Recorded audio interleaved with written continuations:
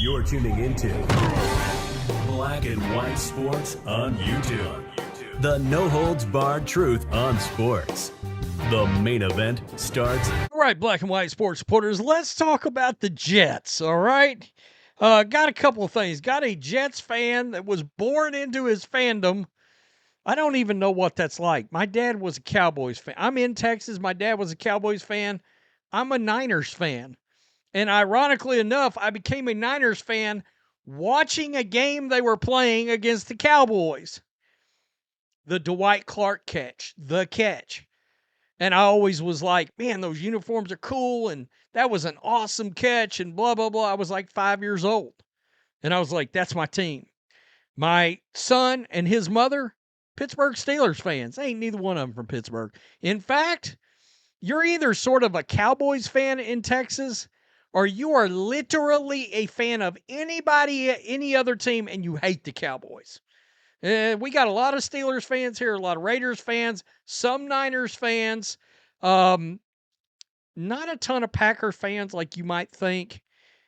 I think that's about it. It's Raiders, Steelers, few Niners, Cowboys. And ironically enough, I don't know a Texans fan. I don't. I got an ex-girlfriend, that was a Texans fan. So we've got this kid going viral saying he hates the Jets. And it's a hell of a thing seeing the honesty and the pain from this fan. I guess the family is you see this in a lot of, like, especially in the Northeast, it's like they're born into the family as a certain fan, and that's their fandom.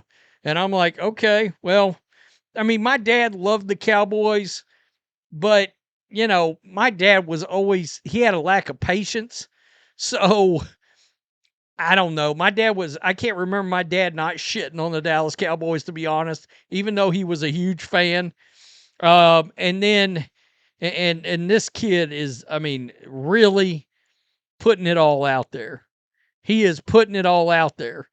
And we got Woody Johnson.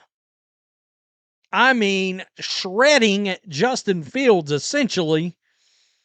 And I was watching Chris Sims and Mike Florio this morning, and evidently Rick Spielman, the former Vikings general manager, was really involved in the hiring process for the Jets.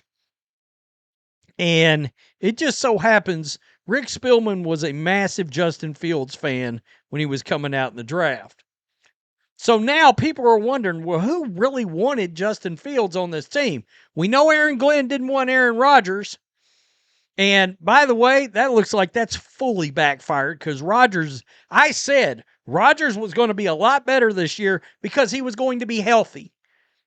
All right, when you tear an Achilles that first year back, and you saw it the last 6 games of last year, Aaron Rodgers looked a lot better. Well, he's looked great this year for the Steelers. Now, do I think he'd be having the same success with the Jets? No, I don't.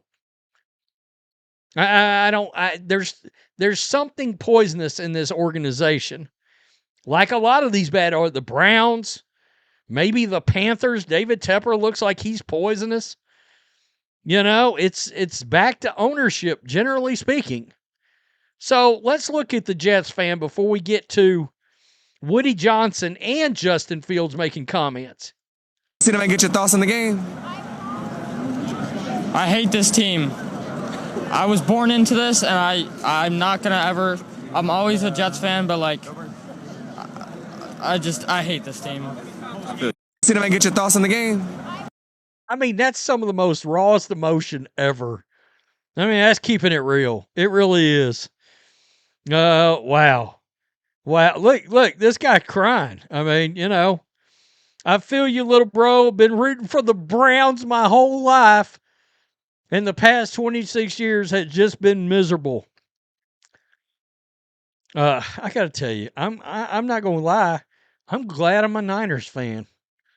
I mean, you know, now we haven't won a ring in a long time, but there's at least been, what have we had? 3 Super Bowl appearances in the last 15 years. I guess. But we ain't had that sixth one yet. You know, Raiders Nation, I feel your pain. But also, the worst part about this clip is knowing it's probably not going to get better anytime soon. Buckle up, kid. As a Jags fan, I know how he feels.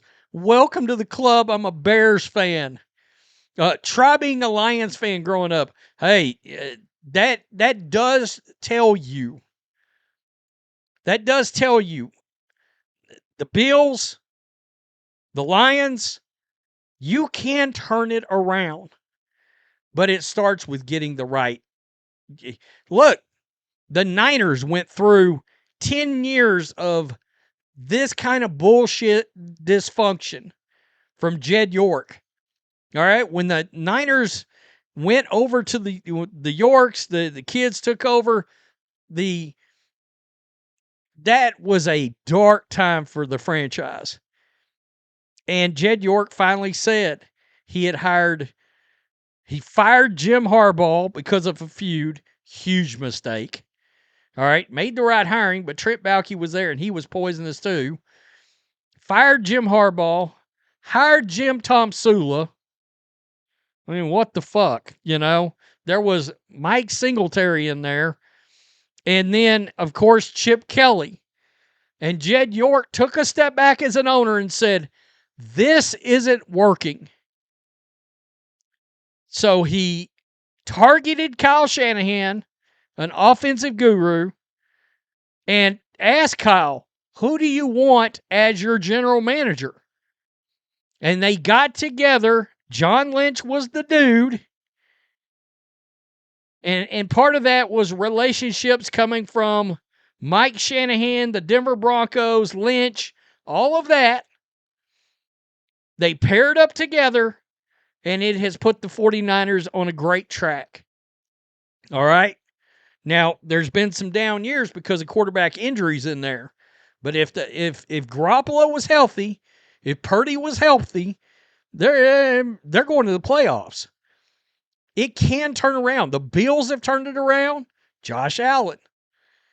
Sean McDermott, at least stability. I wonder if he can go all the way, if he's the guy as a coach, but it's stability.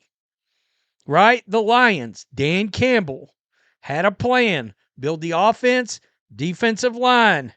Go get a veteran quarterback, Jared Goff. So if you're in hell, it can be turned around. If the Lions can win like hell, like they're doing right now, any franchise can turn it around. I'm not sold on Aaron Glenn at all, by the way. Woody Johnson. What's your confidence level in Aaron to turn it around? Well, it looks like he's turning around parts of it. You know, it's hard when you have a quarterback with, with a rating that we got. You know, he has the ability, but something just is not jiving. But if you look at any head coach with a quarterback like that, you're going to see similar results if you go across the league. You have to play consistently with, at that position, and that's what we're going to try to do for the remainder of the season. So what gives you hope then?